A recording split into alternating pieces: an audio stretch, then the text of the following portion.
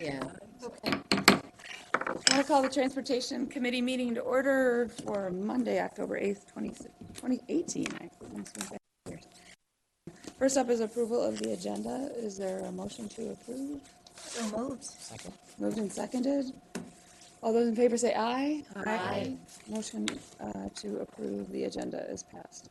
Next up is approval of the minutes for September 24th, 2018. Are there any changes? Move approval. Second? Moved and seconded. All those in favor say aye. Aye. The minutes are approved. Next up are reports, and I understand MTS Director Thompson does not have a report. Is that Madam Chair, correct? members, most of the items of the report are on the agenda tonight, so no reports from Big MTS night. tonight. MTS. General Manager Land. I, however, Madam Chair, am not as fortunate. I did want to, first of all, thank council members who were able to attend today's employee recognition ceremony over at St. Thomas University. I thought it was a really nice event, and I know that the employees definitely really appreciate not only your attendance, but your willingness to kind of split up and sit with the various employees and kind of, I know, pick their brains as council member, as the chair did for various operators. But anyway, I want to say thank you again for attending. Second of all, I want to say that, believe it or not, Metropass celebrates its 20th anniversary this week. Metropass started 20 years ago and has grown into a program with 37,000 employees from 360 employers around the region. And in 2017, there were about 12.8 million Metropass rides, or about 1 million per month. In October, the first month of the program was offered, October 1998, Metropass customers took just over 90,000, so quite a growth, obviously, in those 20 years. We are still seeking additional feedback on plans for the Metro Gold Line this week. 2 open houses will be held tomorrow in St. Paul. The first will run from 11 to 1 p.m. in the skyway of the Alliance Bank building, and the second will run from 4 to 6 p.m. at the Union Depot. The open houses are being held to get input on where the Gold Line should travel in downtown St. Paul.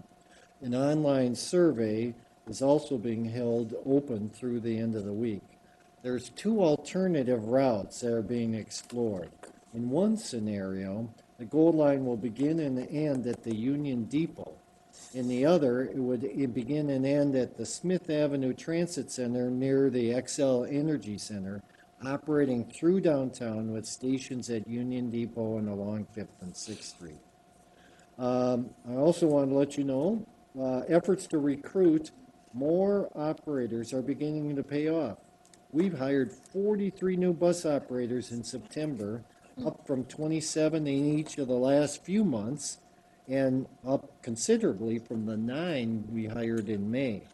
Notably, the latest hires are the first to participate in our apprentice program and will be partnered with a more senior mentor.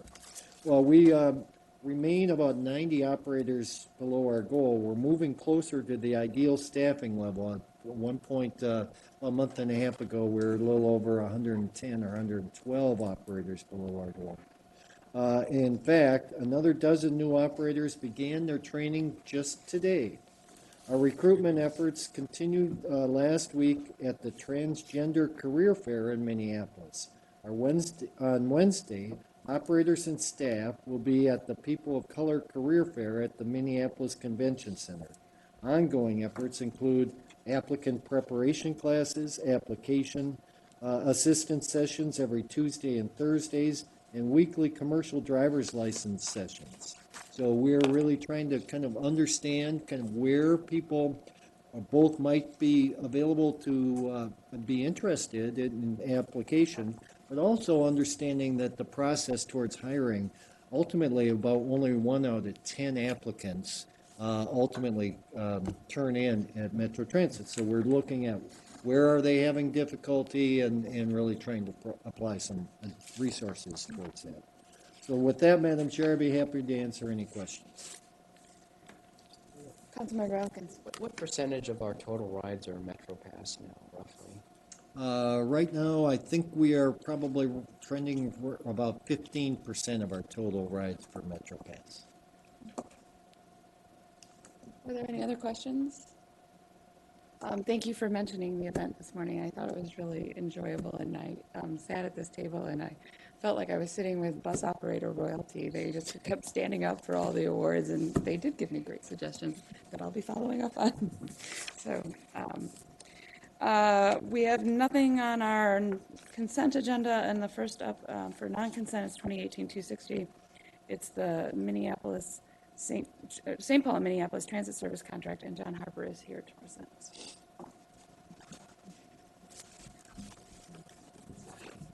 Good afternoon, Madam Chair and committee members. I'm here this afternoon to bring you in action that you authorize the regional administrator to negotiate and execute contract 18P309 with Metropolitan Transportation Network, Inc., to provide regular route, local, and limited stop transit service from December 1st, 2018 through July 31st, 2020, in an amount not to exceed $4,071,725.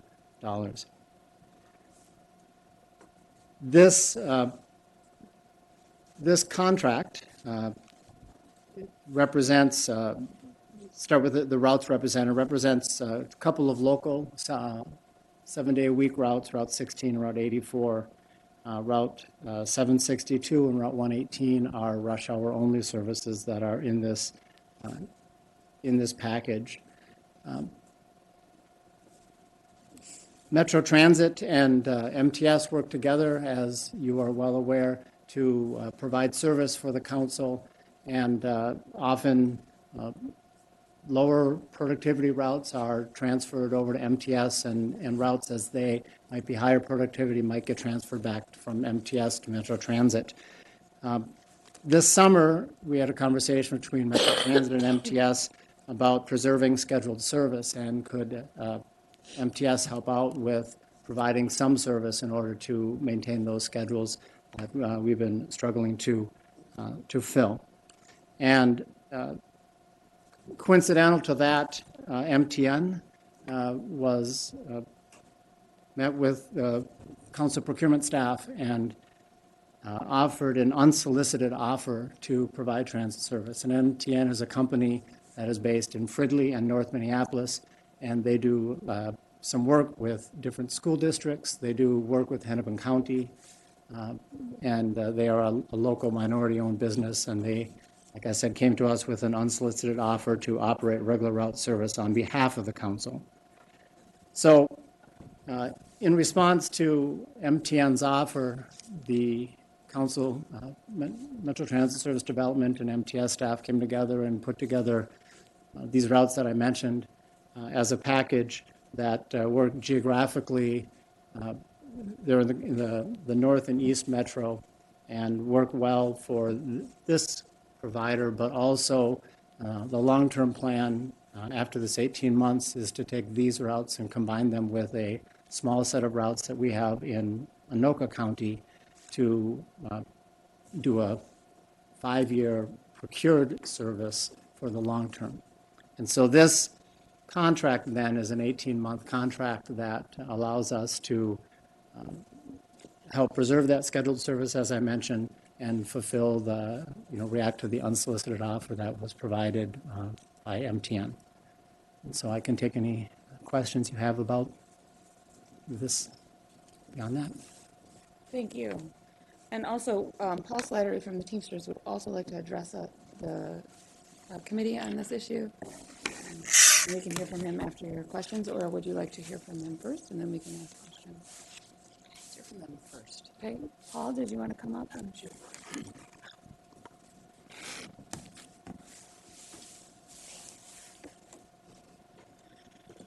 Good afternoon, Chairwoman, Chair Rodriguez, and committee members. My name is Paul Slattery, and I am the political director for Teamsters Local 120. We represent the drivers at First Transit in the cities of Roseville, Burnsville, Minneapolis, and Blaine, Minnesota. First Transit is a vendor of private provider contracts to MTS, and I'm here today to testify in opposition to business item 2018-260, which authorizes the regional administrator to negotiate and execute a contract with Metropolitan Transportation Network, Inc. We oppose this contract because other companies have not been able to bid on the work. A no-bid contract is not an efficient use of the public's financial resources.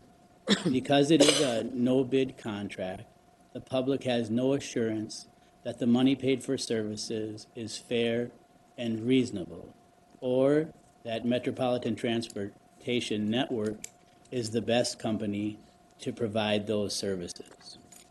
We respectfully request that you delay a vote on this business item until other vendors have an opportunity to bid on 18P 309. This concludes my testimony, and I would appreciate any responses from the committee, and I'm willing to answer any questions that you may have. Thank you. Are there questions or comments from committee members? Just, Councilmember Elkins.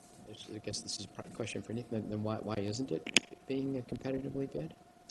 Madam Chair, members, council member. So in a typical process, we think that a competitive procurement takes roughly at a minimum 10 months from the decision to go with the contract until we have a contractor on board and ready for operations. In this instance, we didn't feel we had that amount we didn't have time for this need that was in December. And so this would, in an ideal situation, and that's why we're going to next year package these with another ones, and we have time under that next procurement that is coming due to add these to it and have a competitive procurement. The next go around, It's this a, would be yeah, competitively. it's a long time commitment for number one for the bidding process, and then you never know which vendor will win it, and so you have to build in time for transferring technology and buses and other components to it. Other questions or comments? Is there a motion? I'll make the motion. I support. Moved and seconded. Any further discussion? If not, all those in favor say aye. Aye. Any opposed? Motion carries. Thank you very much for the presentations. Next up is 2018-267. It's the TPP, accepting public comment report and passing it. Yay. Council Amy Benowitz. Your voice sounds exactly like I want my voice to sound. Yay. Madam Chair and members, Amy Benowitz with MTS. Feels a little bit like this action has been a long time in the making, so that's why our voices are going up at the end of our sentences. So the motion that is before you today is that the Metropolitan Council accept the public comment report on the draft update to the 2040 Transportation Policy Plan and adopt the revised final update of the 2040 Transportation Policy Plan. So I know most of you, all of you, are more than familiar with the process we've been through, but just as a quick reminder, we started this process about February of 2017, so about not quite 2 years by the time we're going to be done. We had a council member work group composed of 5 members from this committee that has been providing guidance and advice the entire way as we developed the update to the TPP. We primarily used the TAC Planning Committee as our technical advisory group, but then along the way we were in front of TAC, the TAB on numerous occasions. We have worked with each of the 7 counties, both their technical staff and their policy boards. We have worked with Minneapolis and St. Paul. We were in front of the LUAC Land Use Advisory Committee on a couple of occasions, and our Transportation Accessibility Advisory Committee, and also the Shakopee Medwakatan Sioux community. And then we have worked with the technical staff from MnDOT, the Airports Commission, and many other agencies. So that all culminated in a draft plan that we put out for review in late June. We held a public hearing on August 1st and closed the public comment on August 13th. We then developed the public comment report, and if you'll remember, we were in front of the Committee of the Whole about 3 or 4 weeks ago, reviewing the public comments that were received and some of the changes that were made to the plan in response to the comments. And if you haven't had time, I would advise looking at the public comment report. One of the things I like to note is that a lot of times these processes, people think of them as being kind of routine, but that public comment report for the TPP really did end up in quite a few edits to the transportation policy plan. Not any one of them major or changing the direction of the plan overall, but I really think it's a good process and helps the public to see that we do respond to their comments and make changes based on what we hear. So that's the process we've been through. We now have the revised final plan in front of you, and after today, we'll move it to the full council, so I can take any questions. Are there questions or comments from committee members? I wanted to thank the working group again. There was a lot of meetings. It was a long process.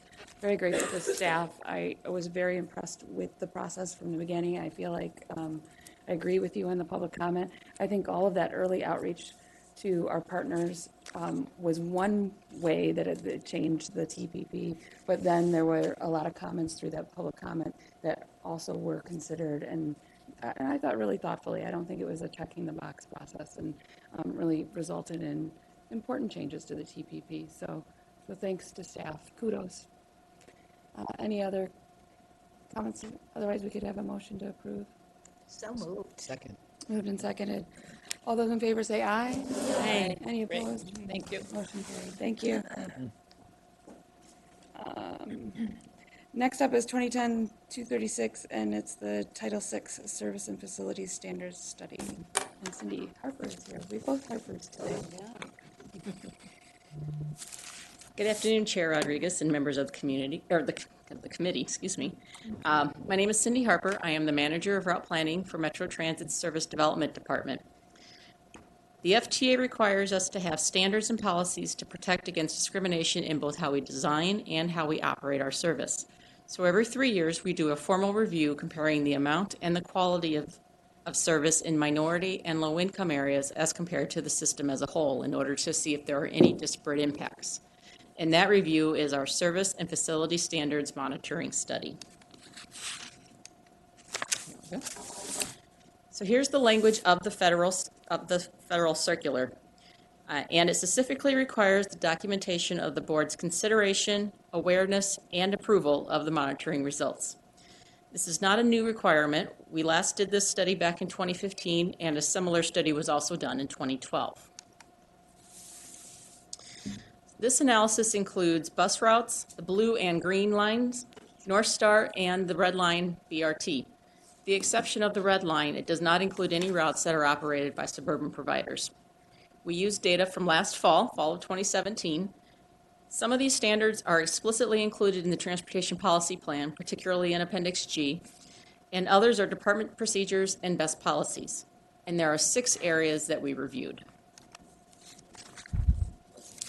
There's a couple of Title VI definitions that are important to clarify as we move forward. The FTA specifically uses the words low income and minority. Locally, we have other language that we prefer to use, such as communities of color, people with low income. But for this study, we're using the language that the FTA uses in the circular. The study reviews predominantly minority and low income areas and routes. A predominantly minority or low income area is defined as, so you take our overall service area, Metro Transit service area, which is all of the communities within the Transit Capital Levy District minus the suburban providers. And you look at the average percentage of minorities in our service area, which is 29.7%, and the average percentage of low-income residents in our service area, which is 12.4%. And census blocks that exceed either of those thresholds are classified as predominantly low-income or predominantly minority. For For the route level definition, the FTA states that you take 1/3 of the route miles that are run in census areas that meet either that 29.7% or 12.4% threshold. A map of these areas and a list of the routes is available online in the full report. Metro Transit and contracted services operate nearly 160 local and express routes, and about half of them are classified as predominantly minority or low income. And these areas match up fairly closely with our areas of concentrated poverty, even though the definition's a little bit different.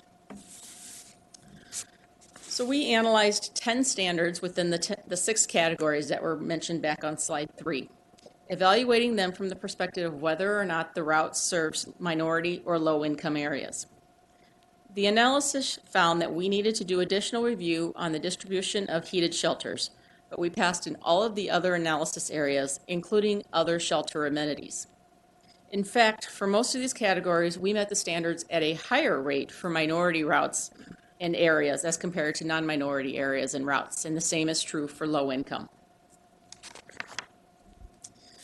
Since the initial review did show potential for disparate impact in where we have installed heated shelters, we dug a little deeper in order to see what is happening.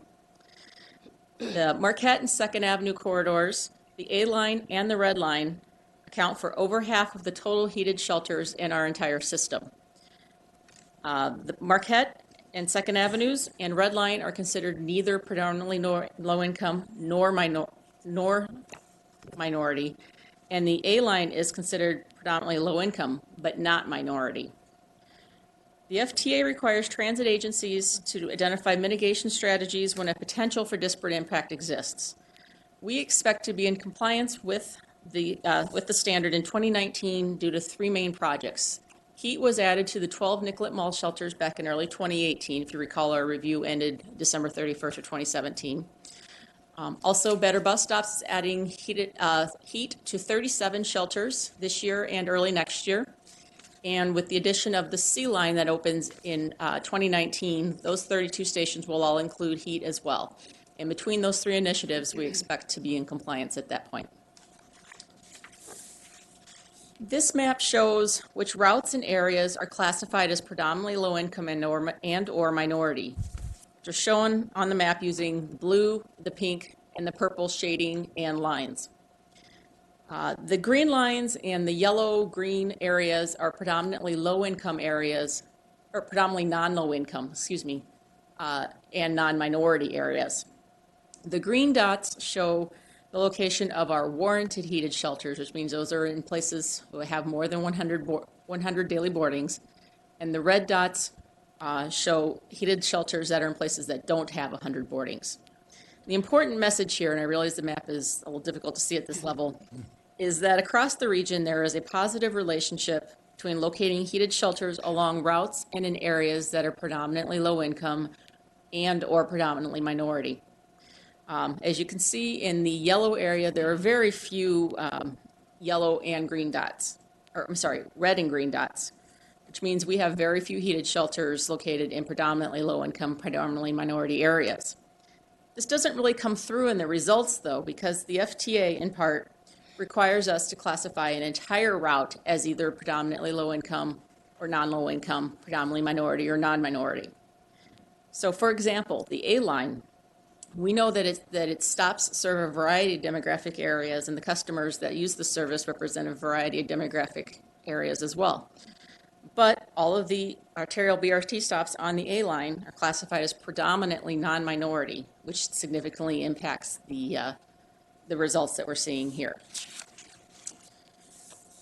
So before asking for approval, I would like to thank SRF Consulting, as well as Metro Transit's facility planning and transit information departments for their support and work on this review. And the proposed action is that the council approve the results of the 2018 Title VI Service and Facility Standards Monitoring Study.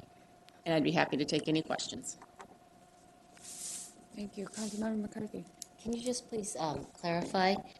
You, in the beginning, you said the A line was minority, but not low income. And then just in the end, you said it's predominantly non-minority. Chair Rodriguez and members of the committee, thank you for that. It is predominantly low income. It is predominantly non-minority.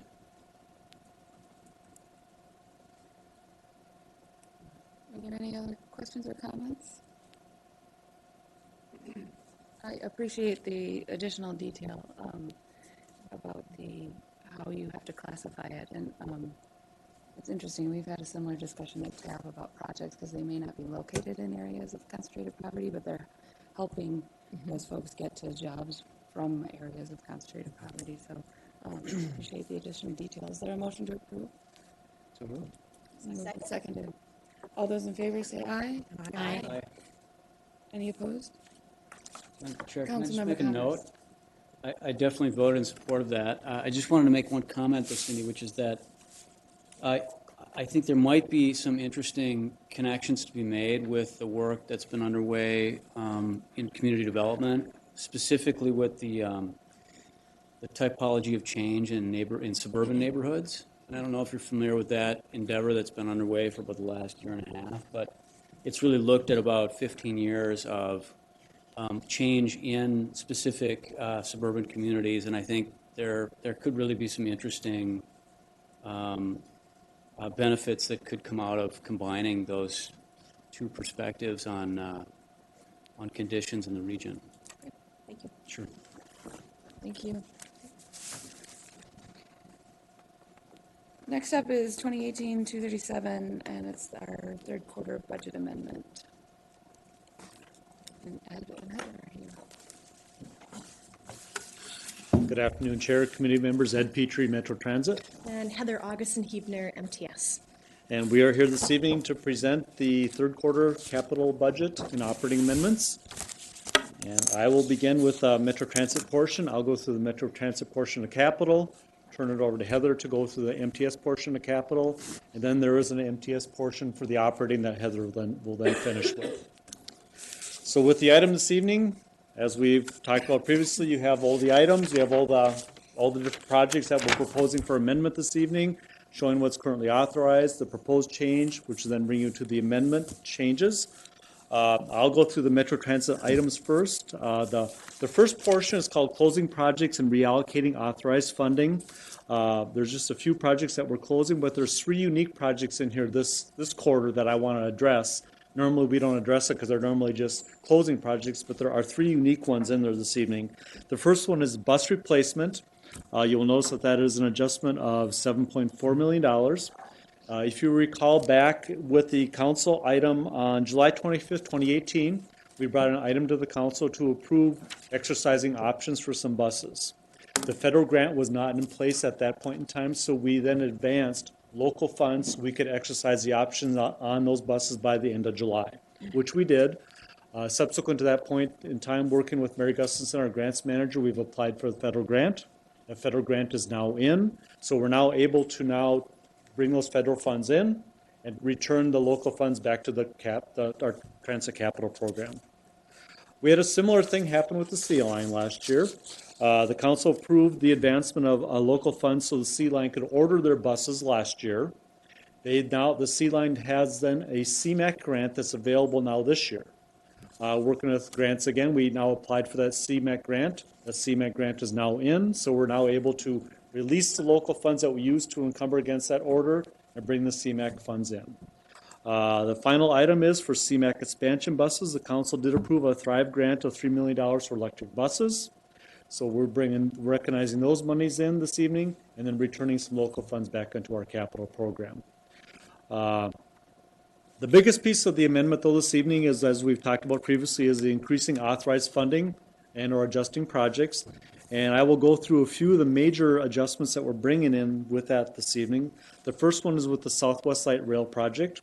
We're recognizing $3.7 million in surface transportation federal funds, along with match from Hennepin County of $1.9 million. We're bringing that into the Southwest project. The big adjustment, though, in the Southwest project is an adjustment for $50 million. If you recall back in 2006, the council approved back on September 28th of 2016, during the transition going from CTIB to Hennepin County, we were working on all the transition of all the agreements going from CTIB to Hennepin County.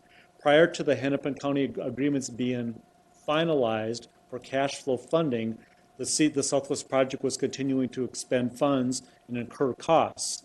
So the council approved a one-time $50 million expense authority so we could continue to run the project office and incur costs up until the point of which the Hennepin County agreements were finalized. During that period of time, we did incur about $13.7 million worth of funds, worth of expenses, that we then put against that $50 million of expense authority. And about a month and a half ago, Hennepin County, they paid us back in 4 installments, paying us back. That $13.7 million has now been paid back from Hennepin County on that advance. So at this point in time, all the agreements are in place. We no longer need that $50 million advance, so we're taking that authority away, a temporary authority away from the Southwest project. The next item is a very large item that we have been working on many, many months, or I should say probably many years, with Brian and with folks at Metropass and also with regional administration. That is for our new Minneapolis Bus Garage. We're bringing in the amendment this evening, $27.2 million in federal funding and just over $51 million in regional funding for the new Minneapolis Bus Garage. Like I mentioned, we have been working many, many years and really extensively over the last few months to really pull together a plan with regional administration of how to fund this new garage. And to accomplish this, there were some adjustments that we made both on the expense side and adjustments that also came to us on the revenue side. On the expense side, Metro Transit, we reviewed our fleet management plan, and a big lift here, we extended our bus lives going from 12 years to 14 years. Working with our people in bus maintenance and bus transportation, we're finding that the lives of our buses are lasting much longer. And when the bus hits its 12-year life, which is the federal life, they're generally in very, very good shape. So we're extending many of our buses now to the 13 and the 14-year lives. That brought in a significant amount of savings in our capital improvement plan that we could then direct towards the Minneapolis Bus Garage. We also then did a very extensive review of all of our capital CIP projects and adjusted the scope of some of the projects, deleted some projects, and or delayed some projects.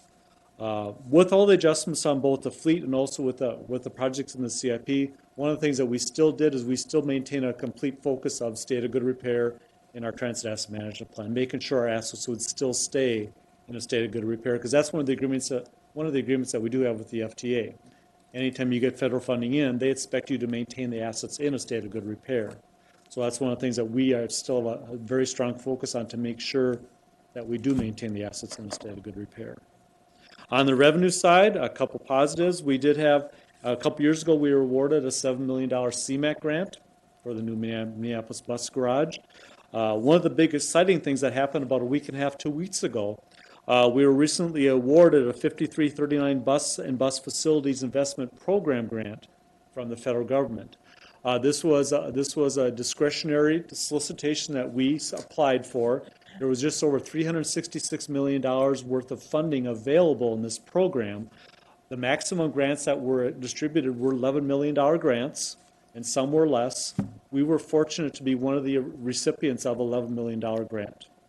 We were more than very pleased to receive that $11 million. So that money will be coming in. We will recognize that money when that grant is available later this year. The plan with all this would be, this amendment this evening would bring in just over $79 million worth of federal and local money. We would then plan, once that $11 million grant is available and a couple other pieces of funding is available, we'll bring the rest of the money in the first quarter amendment in 2019. With then a plan to issue an RFP for constructions in the spring of 2019. Hope to bring that back to the council in probably May of 2019 for an award of the construction contract, with planned construction beginning in June of 2019. So this has been a program and it's been a project that we've worked on for many, many, many years. We're very happy and very pleased that we were able to work with regional administration and bring a plan forward.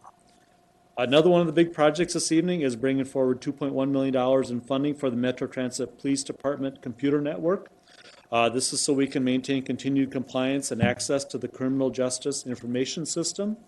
And the balance of the projects are all projects that were included in the council-adopted CIP that you adopted last December.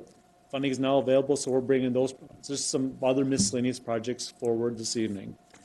Overall, the portion of the Metro Transit portion of the capital amendment would be reducing our 2018 authorized capital program by just over $34 million, which is mainly due to the $50 million reduction in the council authorization on Southwest, and then increasing our multi-year authorization by just over $60 million. And with that, Chair and committee members, I would answer any questions on the Metro Transit portion of the capital amendment. Councilmember Elkins. How does this affect our need for bonding money from the state legislature next year, especially for the garage? Chair, committee members, that is one of the things that, as you're aware, we have been looking and have been trying many, many years to get bonding money. We've been generally requesting $40 to $50 million every session. And so we've basically come to the conclusion that the opportunity for those funds probably would not come, which is why we look for internal solutions. The main solution was adjusting our bus life from 12 to 14 years. Can I ask a follow-up then? Is the new Minneapolis Bus Garage funded then with those additions and the new federal grant? Chair and committee members, it's a total of a project of $120 million. With this money coming in, this will bring us, I believe it's just under $100 million. We will bring the balance of it in first quarter of 2019. It will then be fully balanced and fully funded. Thank you. Other questions or comments? Heather? Okay, Heather? Okay. On the MTS side, we are closing 4 projects totaling just over $16.5 million. These projects have approximately $20,000 left in them in unspent authority, and those dollars will be available for future programming. We are also requesting to bring in new projects totaling $24.6 million. Projects are supported by federal funds and regional transit capital bonding. New funds will be used to purchase about $22 million worth of replacement and expansion vehicles and related technology for suburban transit providers, MTS contracted fixed route services, Transit Link, and Metro Mobility. We're also bringing in nearly $2.7 million for suburban transit providers. These dollars represent their federal formula earnings and will be programmed into specific projects as they are identified by the suburban providers. I'd be happy to stop there if you have any follow-up questions on the capital before I transition to operating. I think we're good. Okay. So on the operating side, we are requesting an amendment to reduce revenues by $900,000 and use $4.6 million in reserves so we can meet federal and state program requirements for Metro Mobility.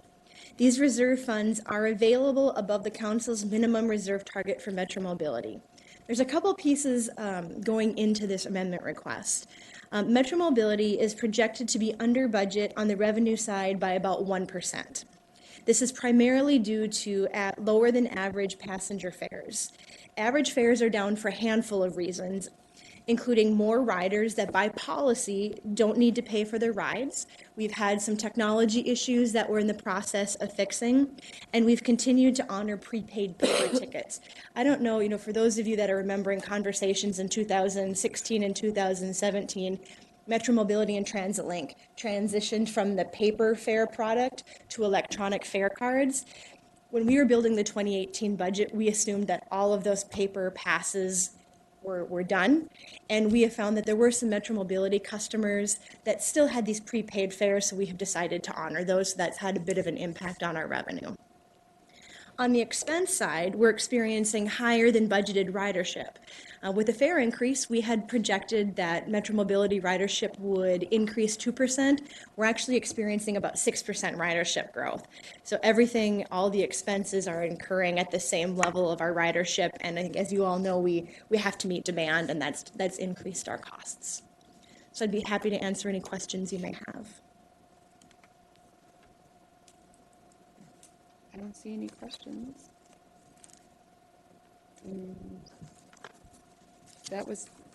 You don't have operating. Nope, I do not. We are done. Does anyone have a motion to approve? So moved. Second. Moved and seconded. Is there any further discussion?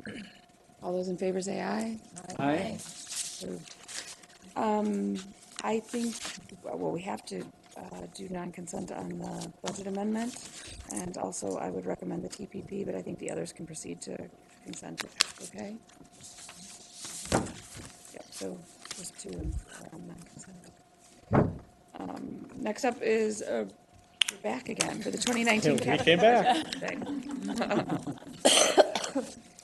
Well, good afternoon, Chair, committee members. Heather and I are back again to present the 2019 through 2024 CIP. It's probably the highlight of the meeting this evening. We have a number of slides to go through, and I'm getting a few chuckles from the manager, but we have a number of slides to go through. We'll try to be brief as we're going through, but there's a lot of detail to cover, a lot of things, a lot of highlights in the program that we do want to talk about, some changes. And so we'll take them slide by slide, and if you have any questions as we're going, please don't hesitate to stop us. So moving forward with the 2019 through 2024 CIP, first of all, our overall capital program is just over a $5.8 billion program. A very, very significant program. This includes both projects that are currently authorized and future planned projects. So it's a very massive and a very large capital improvement program. The portion that we're going to discuss this evening is a portion that is planned. The 2019 through 2024 CIP, the portion that we're planning to bring forward and recommend for adoption by the council, that is just over $4.1 billion. Overall, with that program, with the 20 through 24 capital program, we look at projects. They take a long time. Many of the projects have a very long view to them. Our revenue sources, which are consistent with all of our transit programs and all of our transit financial plans that we do, we're using regional transit capital increasing at 3.3% a year. Using history and what we're learning from the federal government, we have federal funds increasing during this period of time at 2.2% per year. That would include our standard 5307 formula funds, state of good repair money, and the bus and bus facilities. Any state money that we do have in here is assumed to be amounts that have been appropriated and anticipated. And then also, as we had discussed with the capital amendment, we also have that additional 5339 bus and bus facilities, $11 million grant for the new Minneapolis Bus Garage.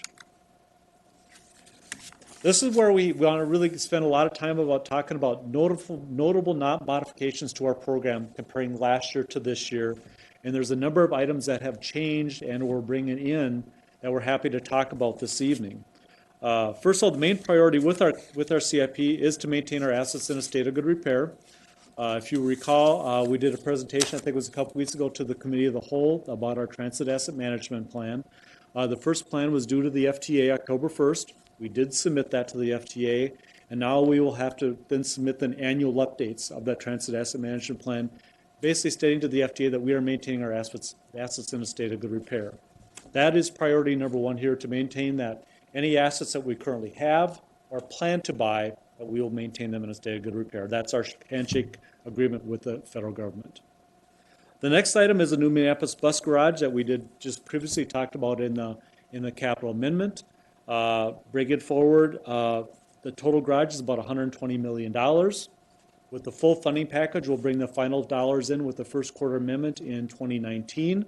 Planning to let a RFP for construction in the spring of 2019.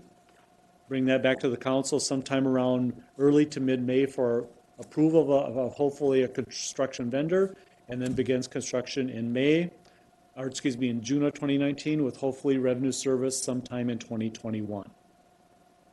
One of the other new items that's in the program that we're bringing forward this evening is our bus electrification program.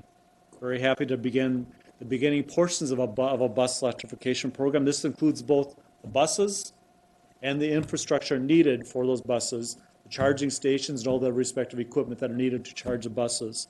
We're proposing to bring forward or purchase 126 electric buses during the 6-year CIP period, and also setting aside during this plan $11 million for the infrastructure needed for the electric buses, all the different charging stations that we need at some of the transit sites and or the garages. Another item that we're happy to talk about and bring forward this evening is our LRT vehicle replacement plan. One of the things that we always think about, we always think our light rail vehicles, our light rail programs are brand new programs. But when you really think about it, the light rail system, like the Blue Line system, it started in 2004. It's already 14 years old. A light rail vehicle has about a 30-year life, buses 12, light rail vehicles have about a 30-year life, but one of the things that we need to start thinking about is the future replacement of these vehicles.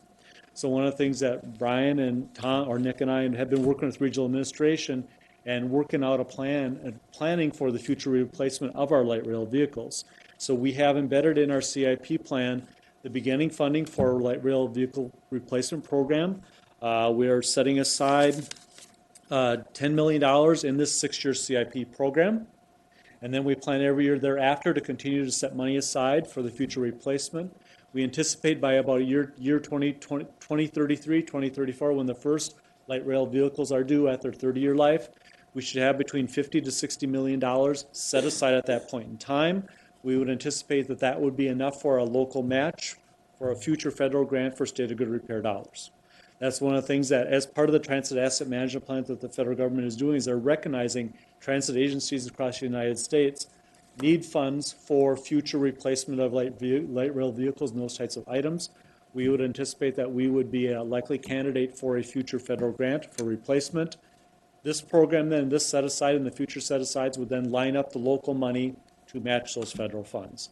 So that is one of the big lifts that we're very happy that we were able to bring forward in the plan this evening. Another item is fare collection equipment. Councilmember Elkins. Just real quick. So we don't formally depreciate the vehicles and accrue for them all along. We basically instead count on federal grants in the future. Chair, committee members, well, first of all, the vehicle is a 30-year vehicle. Yep. And per generally accepted accounting principles and per our financial statements, we do depreciate them 1/30th every single year. But then just like any of the other purchases that we have, for example, like on our buses, we receive 5307 money every year that we then, for future dollars, that we use then to purchase buses as they become due. So this would be, we would have the option of using, like, for example, 5307 funds, but there are also, at the federal level, a state of good repair, larger grants that are now becoming available that we would anticipate applying for the future replacement. So we're not, in depreciating the vehicles, we're not actually setting aside money to purchase the replacements. We're counting on the federal grant programs to provide the replacement funds. Chair, committee members, that's correct. That's consistent like with our trains, buses. We're all planning on future regional transit capital money, future 5307 money, et cetera. Thank you. Are there any other questions? Go ahead, thanks. Okay, fare collection equipment. We have two different types of fare collection equipment, both on the Metro Transit fleet and on all the MTS fleet and the Metro Mobility fleet. We have our GFI fare boxes, which are your standard fare boxes that which we have all the trim units where you feed all your paper stock in. It goes up and down in the trim units, and where you also put your cash in. Those GFI fare boxes are of a vintage of 1993. They're 25 years old. And through preventive maintenance and maintaining a very strong preventive maintenance program, we've been able to keep those fare boxes going for 25 years. We still feel we have a few years left in these boxes, so what we're doing now with our CIP program is we're recommending a 10-year replacement program. To replace the whole piece would be about $20 to $25 million. So what we're planning to do is over the next 10 years, as we're purchasing new buses, order the new buses with the new vintage GFI fare boxes. Those new vintage GFI fare boxes will communicate with the same system that the old boxes do.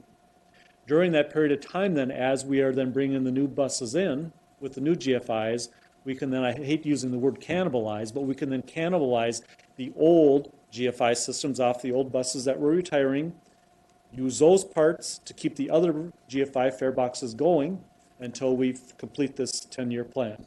So this will be a 10-year plan that will be working in concert with MTS and Metro Mobility for the future replacement of the GFIs. Our other fare collection equipment system is called the cubic fare system.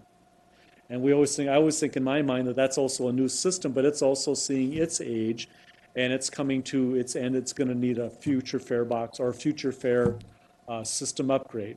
So we have planned in our CIP a future upgrade of the cubic system, probably in about year 2023, 2024, which will then get us about 14, 15 years out of our current system before we have to move on to our next system with cubic. The other piece that's within the other program priority that Heather will talk extensively about. Can I, a question about that one? Yes. Do we really anticipate we're still going to be dealing with coins in 10 years from now?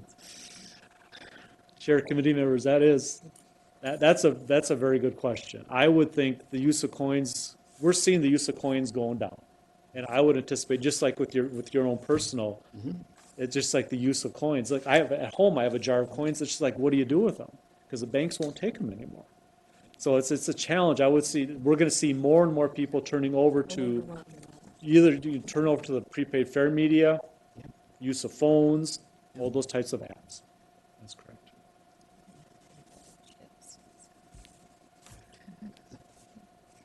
Any other questions? Should I move on? Go ahead. Okay, so then the other final item with the priorities or modifications is with the Metro Mobility growth. Heather will be talking about that quite extensively on her portion of the presentation. Priorities, as we stated earlier, with the capital program, our priorities are maintaining our system and also building and expanding transit ways. Maintaining the current system includes all the replacement of our vehicles per the fleet plans, maintaining and repairing our facilities, looking at improvements and meeting the Metro Mobility ridership demand, expanding out our transit ways, which is predominantly dominated by the Southwest and the Botno blue and green line extensions, Orange Line, expansion vehicles, bus electrification program, and the Minneapolis Bus Garage.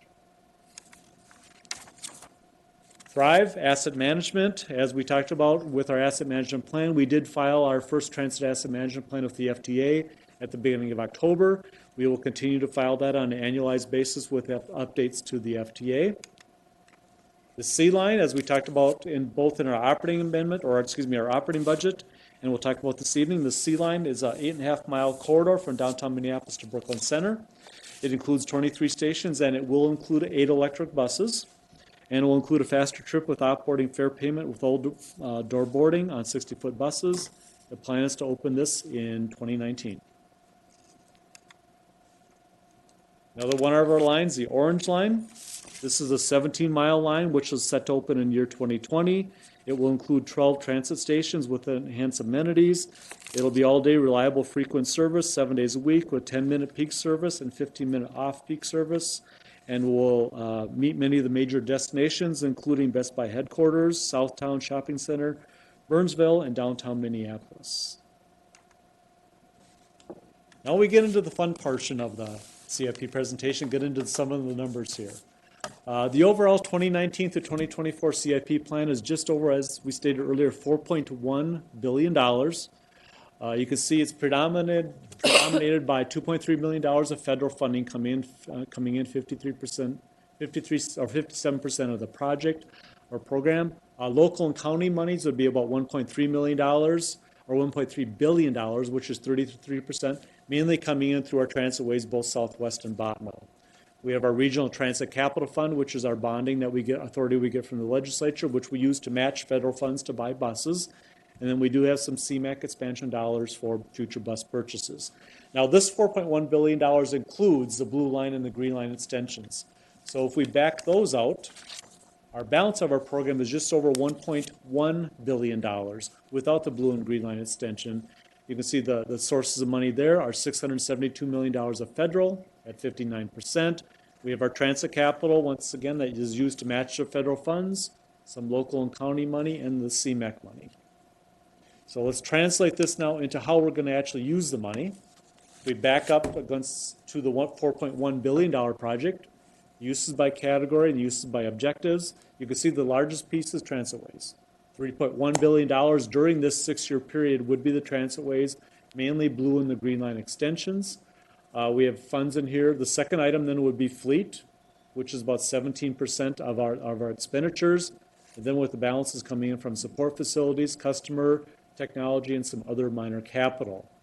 On the uses by objective, you can see under this slice, 76% is transitways, with the next item coming in at just over 20%, which would be preservation of our system. But one of the things that we want to look at this now is if we back out the blue and the green line extension, this will give you a better feel for the rest of the system. On the right-hand side, the uses by objective, you can see 72% of the funds that we're going to spend during the next 6 years are proposed for spending would be preservation of our current system. Maintaining our current buses, maintaining current facilities, maintaining current garages, all those items preserving our system. We do have some minor dollars in there for some expansion that we'll both talk about in a few minutes. Some transitway funds, which are the non-blue and green line extensions, or for like our existing blue line, existing green line, expenditures to keep those systems running, and some preservation on those. On the uses by category, it's predominated mainly by fleet. Replacement of our buses at 60%, and then some transitway costs and some technology. But it's mainly preservation and replacement of fleet. Okay, so we'll transition into the MTS specific section of the presentation. So this is going to include contracted fixed service, or excuse me, contracted fixed route, Metro Mobility, the Metro Red Line, suburban transit providers, and TransitLink. Our 6-year CIP is just over $315 million, and over 2/3 of the CIP is for preservation. We fund our preservation needs through a combination of federal formula dollars and regional transit capital bonds. Fleet preservation accounts for the biggest portion of our budget and includes replacement of small and large buses for suburban transit providers, and then the MTS suite of services, which includes contracted fixed route, TransitLink, Metro Mobility, and the Metro Red Line. Between 2019 and 2024, we have $83 million in expansion planned. Similar to our preservation, expansion is primarily funded with RTC and federal dollars. What I will say is this chart does specifically list out Cmac funds. I think many of you know that that's a federal source as well, but we call it out separately because those are funds that are brought in through the regional solicitation process. And the MTS budget does include suburban transit provider projects, so much of what you're going to see there with the Cmac money and then the RTC is we provide the 20% match up to one fully funded project every year. So for years where the regional solicitation has selected a suburban transit provider project, that specific project is included into our CIP, and in the years where the regional solicitation process has not happened, we have a dollar amount to fund one project in every year.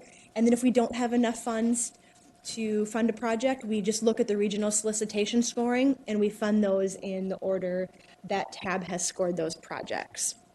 On the fleet side, so you're going to notice that most of the money is used for fleet. So a lot of this, it's a combination of two things. Mainly it's Metro Mobility. So I'm going to show you a slide that calls this out. But every year we are needing to expand our Metro Mobility fleet to keep up with ridership growth. You heard a lot about that in the operating budget. It's a reflection of that in the capital budget as well. The fleet side is also a little bit bigger because when we don't know what projects the suburban transit providers are going to submit through the regional solicitation process. So when we don't know if it's a facility or a bus project, we default to placing the holding money into the fleet side, and then we adjust as necessary the following CIP year once we know what specific projects may be selected. The facilities project that you're going to see up there, it's $7.1 million. That's an Apple Valley Transit Station expansion where they're going to be, MBTA is going to be adding 2 decks. I'll talk a little bit about that later. And then the technology that you're going to see up there, that's technology for the Metro Mobility fleet expansion.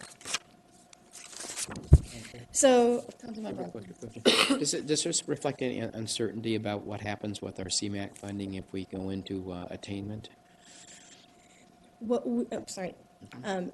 Chair, council members, what we're doing right now is we are assuming status quo.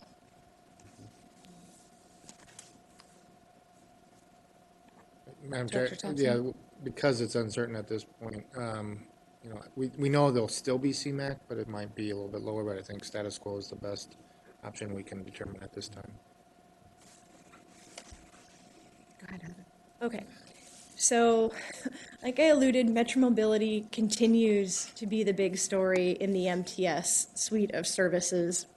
So as you can see with the red line is the Metro Transit fleet growth over time. You can see there is slow, steady growth. When you look at the blue line, that is the MTS fleet. So that includes MTS, fixed route, Metromobility, and suburban transit providers. We've had a lot of growth since 2008. It's been driven by the Metro Red Line implementation, suburban transit provider, Cmac expansion, but mostly the Metromobility growth. Metromobility fleet has grown 100% since 2004, and we anticipate that by 2024, it will have increased over 180% from 2004. We continue to work on managing Metromobility ridership growth, including working with the Metromobility Task Force and working to get some legislation passed that was recommended but not passed in this last legislative session. Madam Chair. Yes, Councilmember Dorfman. Given baby boomers demographics, when do we think that might level out? Madam Chair, council members, there was a study done to look at Metromobility ridership growth, and that had it leveling off, I believe, in about 2023. I might be off 1 year. So our CIP reflects, so in the operating budget, we made assumptions based on that study where we had the ridership growth at 6.3 and then hit about 2% at 2023, 24, and this CIP reflects that assumption as well. Councilmember Elkins. Thank you, Madam Chair. So, and I think the Metromobility fleet has a much lower depreciation period, doesn't it? Like 6 or 8 years, something like that. Madam Chair, council members, it's a 5-year 5 replacement years. cycle. Yeah.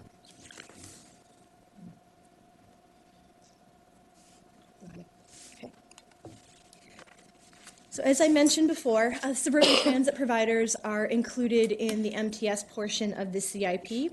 We conservatively can say that suburban transit providers have over $120 million currently programmed in our CIP. This includes all of their fleet replacement, federal formula earnings, and projects awarded through the regional solicitation.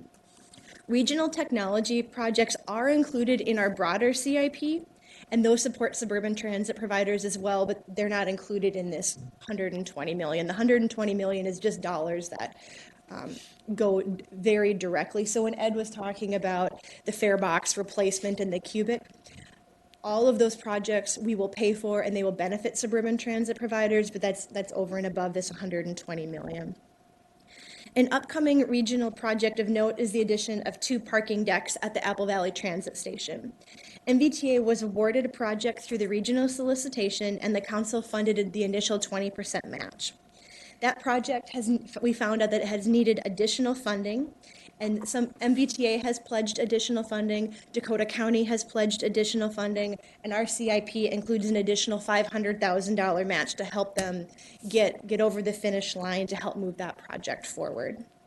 We have asked suburban transit providers to provide a list of any projects they have that they don't have an identified funding source for. 2 providers have submitted projects under that, and you'll see those later in a slide that Ed will walk through. And with that, I'd be happy to answer any questions. Other questions? Yes, Councilmember. Madam Chair, I'm curious, that additional 500,000 max, is that also the 20%? Is that within the 20% of what the increase amount is for that project? Go ahead. Madam Chair, council members, proportionally, it's fairly close. I don't have the numbers right in front of me, and I'd be happy to follow up with that. But I do know that MVTA are using some of their federal formula earnings that we defederalize to fund part of the project. Dakota County has committed a certain amount. I would say it's proportional. I'll have to follow up with specific percentages. Go ahead, Ed. Okay, thank you. I will move forward now into the Metro Transit family of services.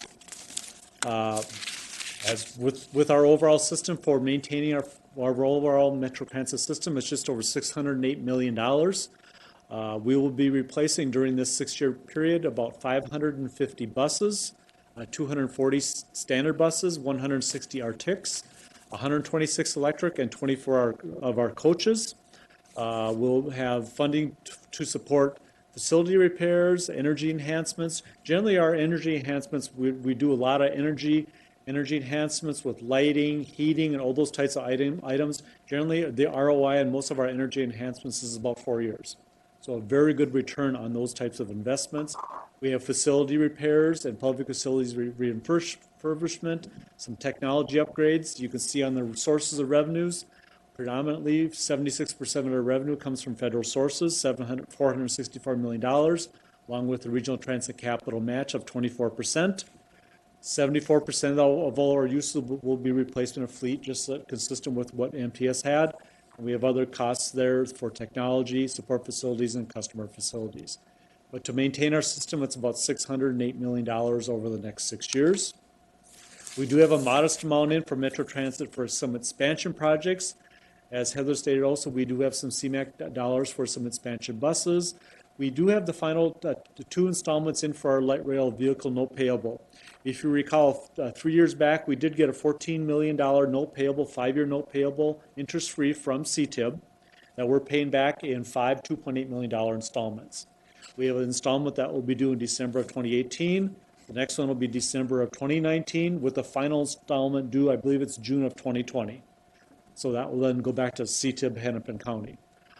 We do have some bus stop facilities and some equity enhancements. As we've talked about, we have the balance of the new Minneapolis Bus Garage, some funding in for the Haywood Garage modernization and some campus administration expansion here at our Haywood campus, some bus and rail support infrastructure, and some transit technology improvements. Revenue sources is consistent with what you saw on maintenance. About 62% of our revenue is coming from federal sources with our RTC match.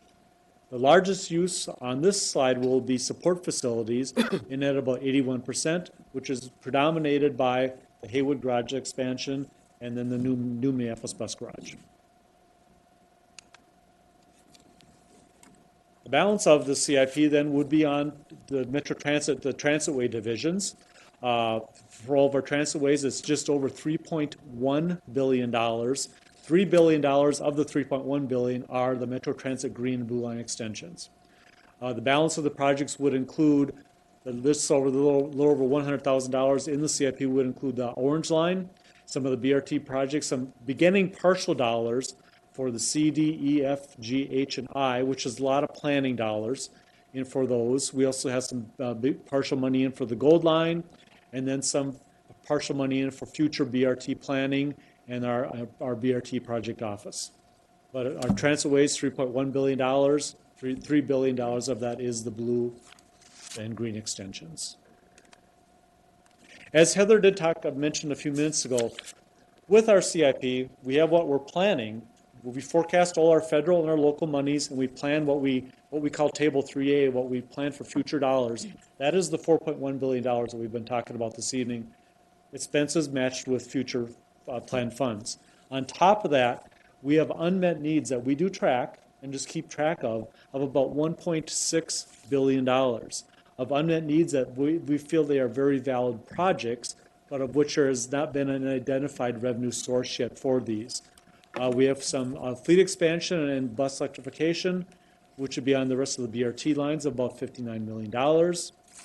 We have some, then we have also costs in there for support facilities of $200 million. A customer facility is 60, some technology for $77 million. The biggest piece is, as you would assume, the BRT transitways is $1.2 billion. So that's 1.2 of the 1.6.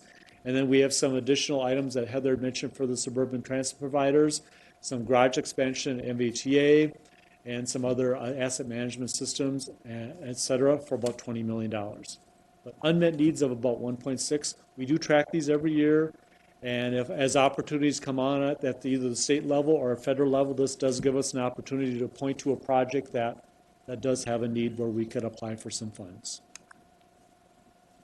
As we've talked about during this whole CIP presentation and in the prior year CIP presentation is some of our funding issues and long-term issues that we've identified.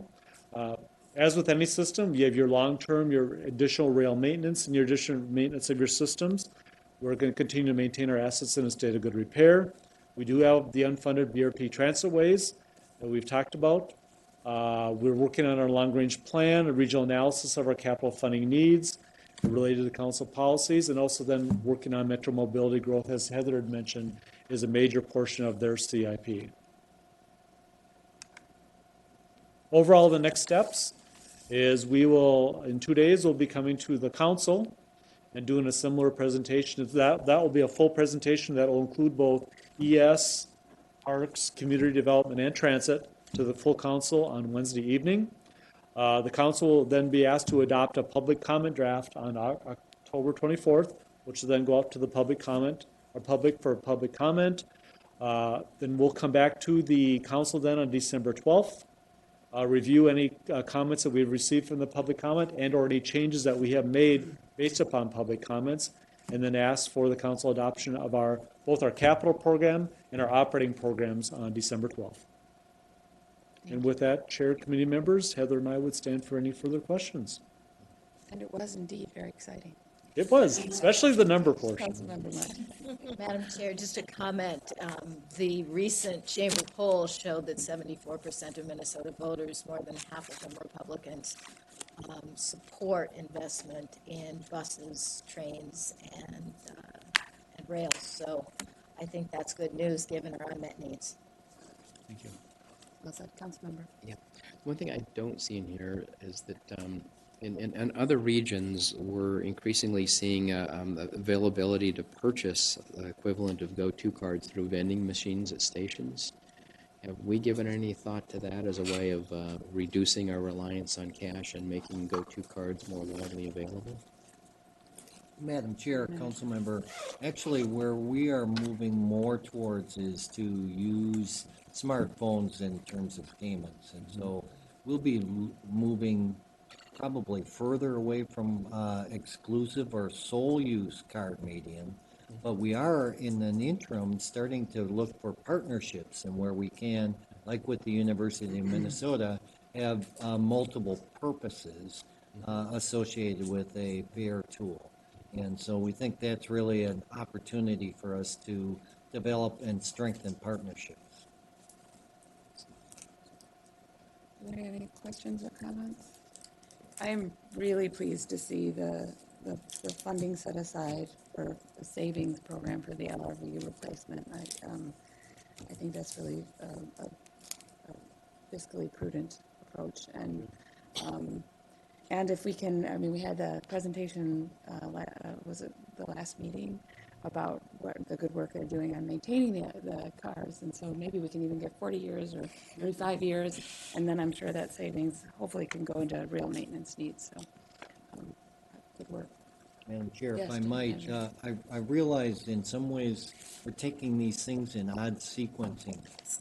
Electrification of the fleet is one of those. We are planning on December 7th, I think, to come back to the council with our full kind of fleet plan so you can see what the transition will look like, what are the critical issues, all those things associated with that. This is the budget process, and then we'll follow that up and obviously, take input from the council in terms of guidance that they want to give us in terms of the look of the fleet of the future. Councilmember Hawkins. One thing that kind of strikes me is that we're lengthening out the depreciation period for our standard fleet. It delays the adoption of electrification at the same time. Madam Chair, Councilmember Hawkins, it is two sides of the same coin. That lengthening out also allows us to free up more capital so that we can accelerate some of the purchasing associated with that. Now, I think one of the criticals, just to give you a little tip, is really proof of concept. And electrification is still, in many ways, in an early stage. And we're talking about cold weather climate and actually the current need to have, opportunity chargers is a critical element, but they're expensive. And what we're really hoping for over the course of the next few years is the continued maturation, if you will, of the battery technology so that we can more cost effectively deliver that next generation of electric vehicles. So we'll hopefully be able to kind of explain much of our thinking and the research around the country on that over the course of the next month. personal Councilmember Elkins. experience, I noticed my mileage goes down by as much as 25 to 30% in the depths of the winter when it's really, really cold. But on the plus side, I'm noticing that I'm experiencing very little degradation in battery performance over time. Are there other comments or questions? I just wanted to follow up quickly, and actually, I saw the move from 12 to 14 years as positive for the electrification, just because I don't think the technology is there yet, and our learning certainly isn't done. So that if we kept to the 12, then we would have to buy, additional diesel buses as opposed to going to electric. So in some ways, it gives us time and gives the technology time to mature. So a little bit different frame. Any other questions? Thank you very much. Thank you. Appreciate the presentation. Next up is the Rapid Bus Program update, and Katie Roth and Kyle Burrows are here to present.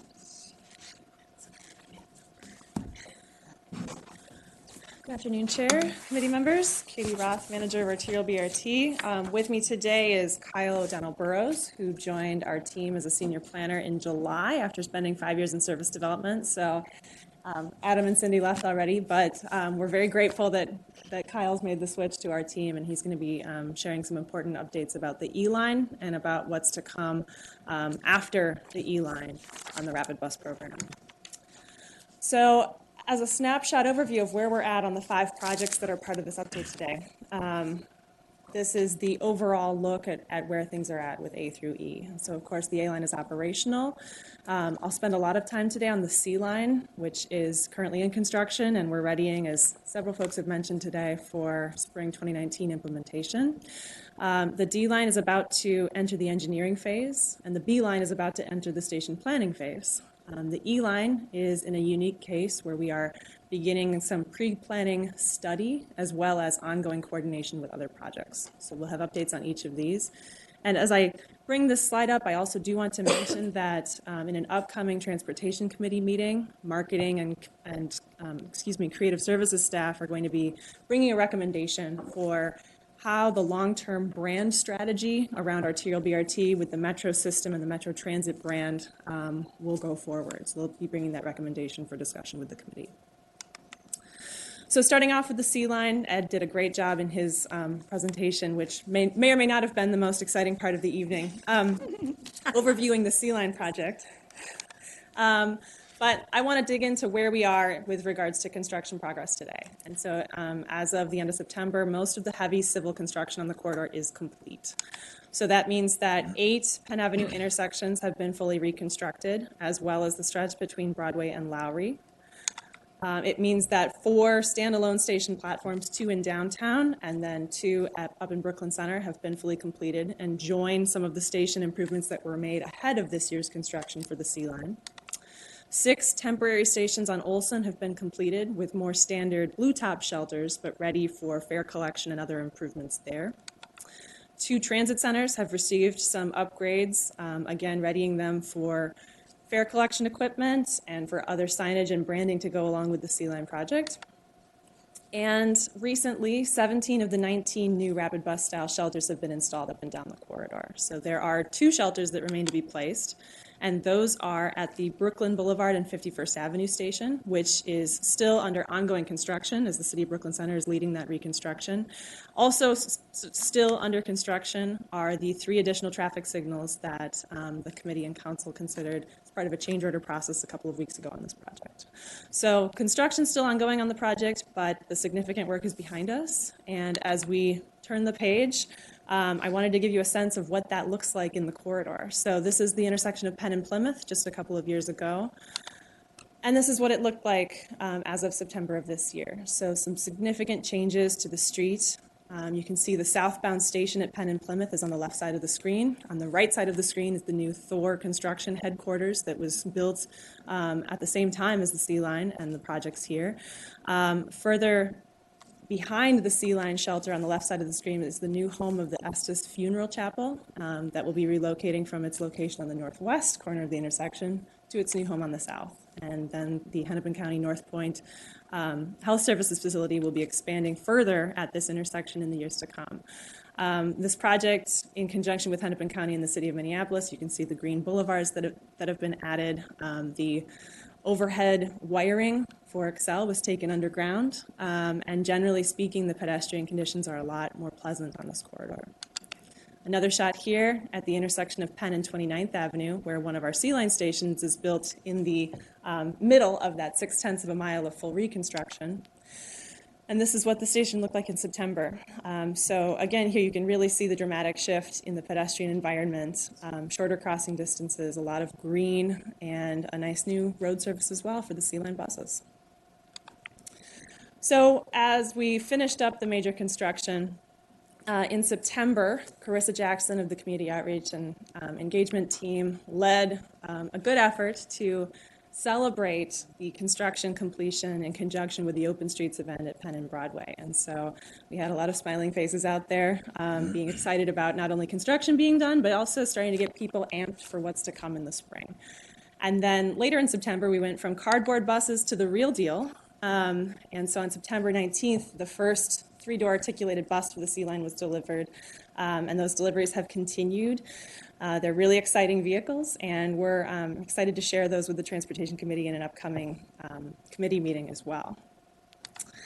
So what's to come between now and spring? Corridor construction is still very much ongoing, and a lot of our messaging for community is built around that the heavy stuff is done, the streets are generally reopened to traffic, but the work continues. So that means finishing up the shelters. You'll see here that those are currently protected. They are fenced in as the electrical work is ongoing. We're focused over the next few months on completing the shelter electrical installations, certifying that it's safe for customers to occupy, and then we do plan to remove the fences and have those be occupied by customers over the winter.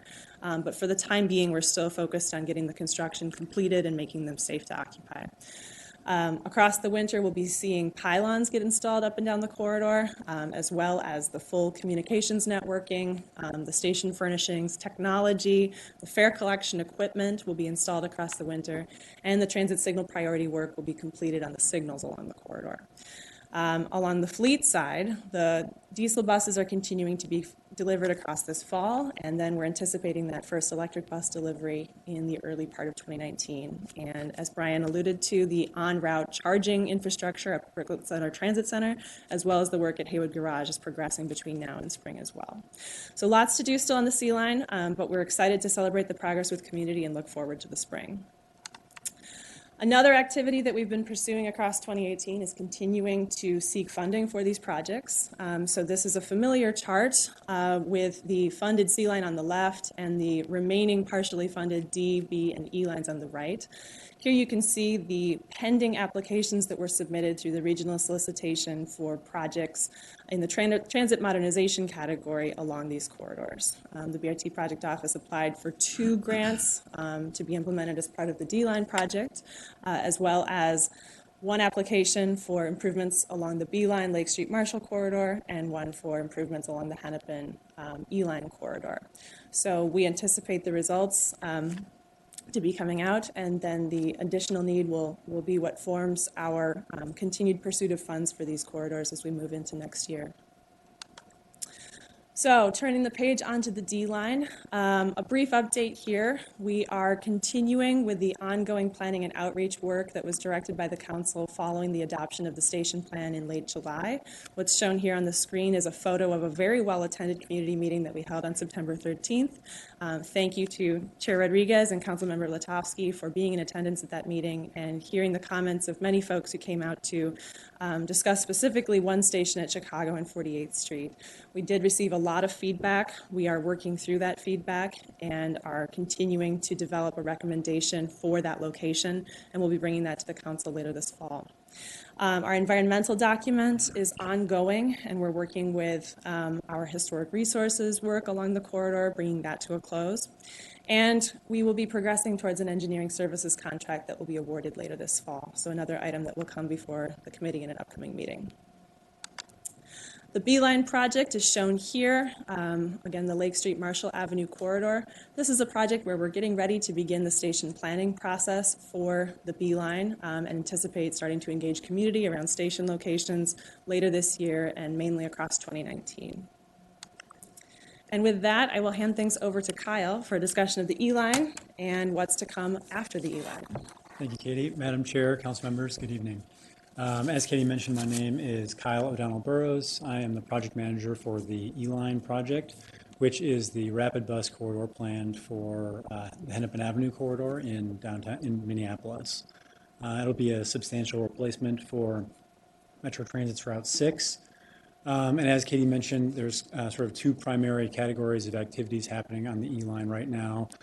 Developing a E-Line corridor study, as well as ongoing coordination with street reconstruction projects with other agencies. You might remember from the 2012 Arterial Transitway Corridor Study that that study included a Hennepin Avenue corridor from downtown Minneapolis to the planned Westlake Station on the Green Line extension. The one recommendation from that study was to hold off on implementation of rapid bus in this corridor until additional study could be performed on kind of what the concept would look like in this corridor.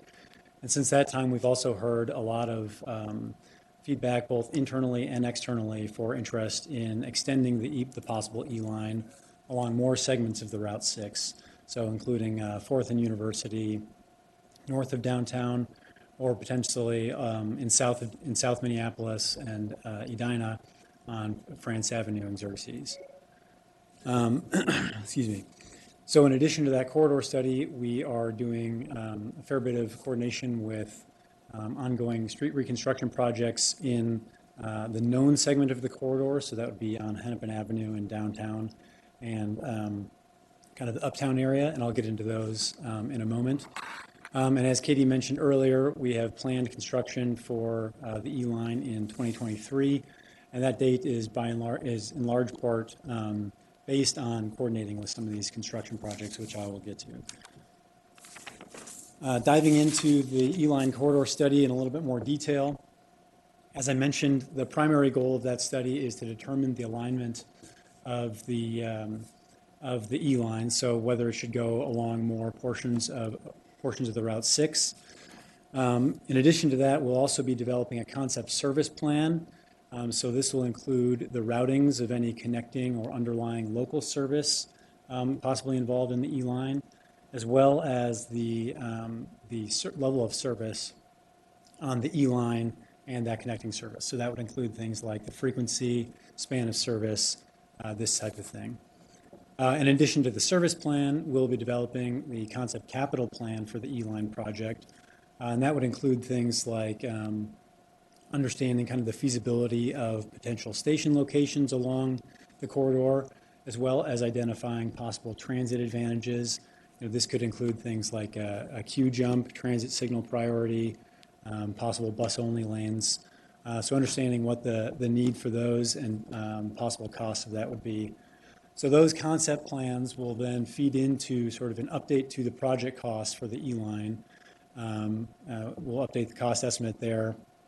And we anticipate completing this study in August of 2019. And that will lead into then sort of the detailed station planning work that we've done on other corridors. We'll be set up fairly well to do that here beginning in late 2019. In order to achieve those outcomes, we've broken down the E-Line corridor study into 3 primary phases. And these phases are designed around narrowing down from the possible set of E-Line alternative alignments down to the final recommended alignment. So you can see we'll first be starting with kind of an initial set of possibly 7 to 8 alternatives, and then narrowing down to 2 to 3 alternatives after performing a series of evaluations and screenings on those alternatives before developing more detailed concept work around those 2 to 3 alternatives and making a final recommendation based on the results of that work. Throughout this process, we will be reaching out to policymakers, both here at the Met Council as well as our external partners, and have a series of targeted public outreach periods around those key milestones of the project, as well as ongoing outreach throughout the corridor planning process. Something to note, we've just recently solidified the first kind of corridor study open house kickoff meetings for the second week of December. We'll be reaching out through staff to coordinate with the council in more detail on those meetings. Stepping back from the corridor study for a moment and focusing on the street redesign and reconstruction projects that we've been coordinating with. The first is the Hennepin Avenue downtown project. This is a full redesign reconstruction of Hennepin Avenue in downtown from Washington Avenue to 12th Street, and it's set to begin construction in 2020. As you all know, Hennepin Avenue is one of two primary transit corridors in downtown Minneapolis. It serves 5 routes, and it's one of the major corridors we have from both a ridership and a level of service perspective here. As part of this project, the redesign will represent significant improvements to both the pedestrian and bicycle environment, as well as the transit experience on this corridor. We'll be consolidating several local stops into 4 enhanced transit stations along the corridor. So that'll be 4 platforms in each direction. And that'll have those platforms and stations will be designed to accommodate the existing service here and existing ridership, really improve the existing condition, as well as be designed to be E-line ready for when the time comes. And our office has been working closely with engineering and facilities at Metro Transit, who's been leading this effort, as well as street operations on this project. The second project I want to mention that's on the known portion of the E-line corridor is the Hennepin Avenue South project. This is also led by the City of Minneapolis. This project is set to begin construction in 2023, and this is really the driver of the E-line construction schedule. So we'll be working close coordination with this project on the E-line construction project. The city is about to begin pretty detailed design and engineering beginning in 2019, and we'll be working very closely with them to make sure that the E-line project is accommodated on this corridor as well. Stepping away from the E-line for a moment, this slide hopefully is familiar to folks here. It shows it's the planned rapid bus system, and Katie and I have been going over the lines sort of in the darker gray there. But we're getting to about time for sort of a refresh of the planned rapid bus system. So beginning in 2019, about 5 years after the completion of the, well, actually it's a little bit more than that, about 6 or 7 years after the completion of the arterial rapid bus corridor study, we're going to be initiating kind of a rapid bus corridor study, reviewing and refreshing some of the previously studied corridors in the ATCS, as well as thinking about studying new corridors, particularly with an eye towards coordinating with the service improvement plan that service development coordinates in Metro Transit, as well as looking to closely engage our local our stakeholders, with our city and county stakeholders and other local priorities. And a key component of this study will be developing and applying an evaluation criteria and screening process for prioritizing both the existing previously studied corridors as well as any new corridors that emerge from this process. And with that, Madam Chair, council members, I'll turn it over for questions. Are there questions from committee members? I have a couple. How much is an opportunity charging station like the one we're going to put at BCTC? Madam Chair, I blank on the number. We'll certainly get back to you. Okay. I remember it was like 500,000, I think, for But that's in the garages, then Right. we'll charge two buses. It's more expensive, and of course, depending on the location, whether you have access to electrical power lines, and then, in the proximity, it can greatly drive those costs. But I will get back to you on that. Okay, thank you. Are there any questions or comments? Madam Chair, I just want to echo in terms of kind of some of the themes that we're hearing off and on today, and just underscoring the importance of, we could develop a program of projects with these rapid bus plans, and we can do a better job of coordinating in advance the civil construction related projects of the area municipalities. I think staff has done a tremendous job, obviously, with A-line and now the C-line. But even this last meeting, as you know, we came in with a late amendment because, additional work was being anticipated by the jurisdiction. If we could plan this in advance, with a couple years out in certainty, we definitely can, I think, minimize the negative impact to the neighborhood, but really, as Katie showed with those pictures, really kind of coordinate not only enhanced transit service, but an enhanced neighborhood asset, all the way around. And so, to the extent that we talked a little bit about what will free up when we don't ask the legislature for our capital for our new operating facility, one of the things that we definitely want to put on the high priority is a program of projects, if you will, for a rapid bus plan. Councilmember Munn. Madam Chair, I just want to echo what Brian is saying. The biggest criticism that government gets is you're not talking to one another, you're tearing up twice in front of my house. This counters all the criticism that the council gets about not being a good collaborator. So I really appreciate proof positive that we're doing that. I just wanted to mention that, it's not just with transit. We do with the same thing with the MCES. I mean, in Richfield, all of the major road reconstructions that the city has initiated have been done in conjunction with the, reconstruction of the underlying MCES sewer lines as well, which is much more efficient. Thank you. I also think, looking way into the future, I've been reading a lot about the electric trams that are without track and without catenary, and I think where we're putting the ABRT, particularly where we can get a dedicated guideway, will mesh well with that in the future. So, I have one other question for the committee. We had tried to reschedule the October 22nd meeting, but I hit a community development date, so we can't do that. And we were looking at having it, if there's not a committee of the whole, on the 17th. If there is a committee of the whole, we would look at the 16th. My priority would try and stick with that Wednesday date if it's available, but is there feedback from the committee on that? Just, every once in a while, we have had a joint committee with community development, and depending on how big the agendas are, we, might be a good opportunity to do that.